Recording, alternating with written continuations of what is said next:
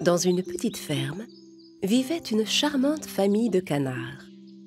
La maman cane couvait ses œufs en attendant la naissance de ses petits canetons. Elle avait exactement 7 œufs qui s'apprêtaient à éclore. Par un beau matin ensoleillé, les œufs commencèrent à s'ouvrir. Et bientôt, 6 adorables petits canards sortirent leur tête de leur coquille. Les canetons s'efforçaient de s'adapter à leur nouvelle vie, caquetant et suivant leur mère partout où elle allait. Pendant ce temps, le plus gros œuf de la couvée tardait toujours à éclore et la maman cane commençait à s'inquiéter. Elle se demandait si son œuf avait un problème, mais décida d'attendre encore un peu. Finalement, le 7e œuf, le plus gros de tous, s'ouvrit enfin à son tour. Le caneton qui en sortit regarda autour de lui, un peu perdu. Il ne se rendait pas compte que sa mère et ses frères et sœurs étaient encore plus confus que lui. Parce que ce petit canard ne ressemblait à aucun autre de sa fratrie. Il était sensiblement plus costaud que les autres et son plumage était gris. Les autres canetons commencèrent à se moquer de lui. « Quel vilain petit canard!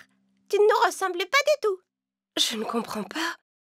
Pourquoi tu n'es pas comme tes frères et sœurs ?»« Vilain, vilain, vilain, vilain, vilain, vilain, vilain, vilain. »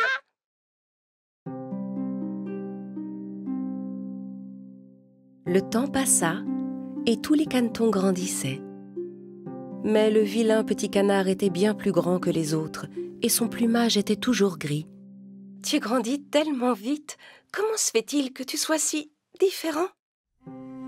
Plus le temps passait, plus le vilain petit canard était triste, seul et différent des autres.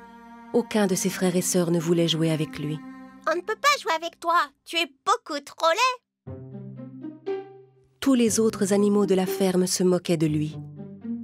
« Tu es un vilain petit canard, le plus vilain de tous. » Vilain petit canard, vilain petit canard. La maman cane faisait de son mieux pour le protéger de ces moqueries. Mon pauvre caneton, mais pourquoi es-tu si différent des autres?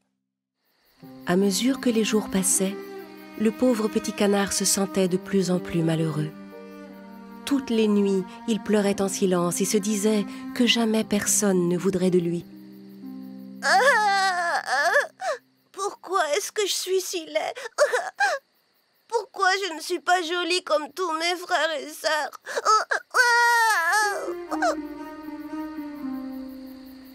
Un jour, des chasseurs vinrent à passer tout près de l'étang où vivaient les canards. Armés de leurs fusils, ils se mirent à tirer sur tous les canards qu'ils voyaient. La maman cane, qui était sortie chercher de la nourriture pour ses petits, fut abattue en plein vol. Le pauvre petit canard, ignorant ce qui s'était passé, attendit toute la nuit le retour de sa maman.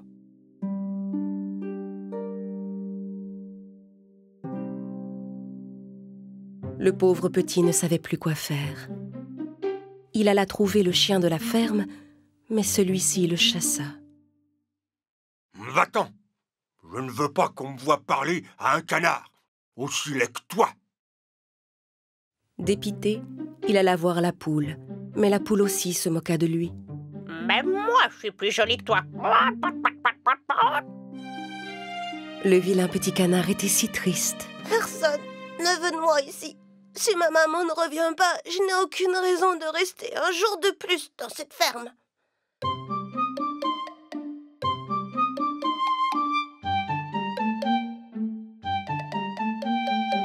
Ce matin-là, le vilain petit canard quitta la ferme. Il nagea jusqu'à l'autre côté de l'étang et posa la même question à tous les animaux qu'il croisait pendant sa traversée. « Vous connaissez des canards qui sont comme moi? Est-ce que vous connaissez des canards qui sont comme moi? Vous connaissez des canards qui sont comme moi? » Mais chacun des animaux lui faisait la même réponse. Il n'avait jamais vu de canard comme lui. Le pauvre petit caneton continua son voyage et arriva au bord d'un autre étang. Là, il posa la même question aux oies sauvages. « Ne reste pas ici. Il y a des chasseurs qui rôdent souvent dans le coin. Allez, va-t'en. File, allez, rentre chez toi. Une fois de plus, le vilain petit canard s'éloigna. Il finit par arriver au bord d'un autre étang. Cette fois, il était seul, personne d'autre en vue. Puisque personne ne veut de moi, je vais rester ici, caché, pour toujours, voilà.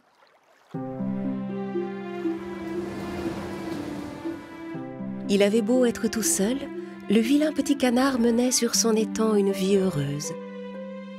Un jour, il vit passer au-dessus de lui une volée d'oiseaux blancs au long cou qui migraient vers le sud. Il les contempla avec admiration. Oh, comme ils sont beaux! J'aurais tellement aimé être comme eux. L'hiver s'était installé et la neige commençait à tomber. Le vilain petit canard était émerveillé de voir toute cette belle neige pour la première fois. Il jouait dedans et s'amusait à se couvrir de blanc. Mais avec l'épaisse couche de neige, le pauvre petit canard avait de plus en plus de mal à trouver de quoi manger.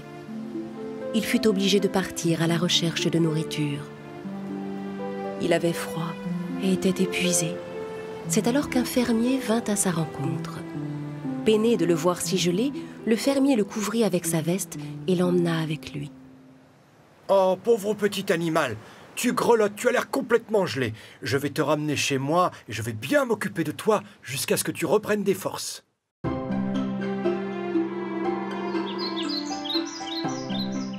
Le fermier fit ce qu'il avait dit et prit soin de l'oiseau jusqu'à la fin de l'hiver. Quand le printemps fut de retour, le petit canard avait bien grandi. Le fermier décida de le ramener dans la nature pour qu'il ait toute la place dont il avait besoin. De nouveau seul sur son étang après tout ce temps passé, le vilain petit canard se pencha sur la surface de l'eau pour y voir son reflet.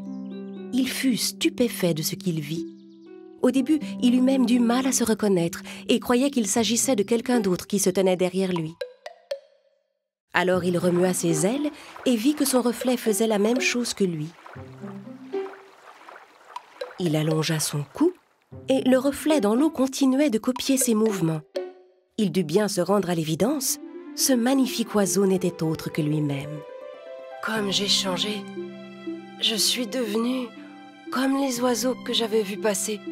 Je dois rentrer chez moi pour leur montrer. Et il se mit en route. Tandis qu'il traversait l'étang, il rencontra un groupe de cygnes blancs. Comme il était l'un des leurs, ils l'invitèrent à se joindre à eux. Le vilain petit canard nageait maintenant avec joie en compagnie des beaux cygnes. En voyant passer les cygnes, un enfant dit à ses amis: « Waouh! Regarde le jeune cygne là-bas, tout au bout! C'est le plus beau cygne que j'ai jamais vu! » Eh oui, depuis le début, le vilain petit canard était en réalité un cygne qui, encore dans l'œuf, avait par malchance quitté son nid et avait atterri dans le nid d'une cane.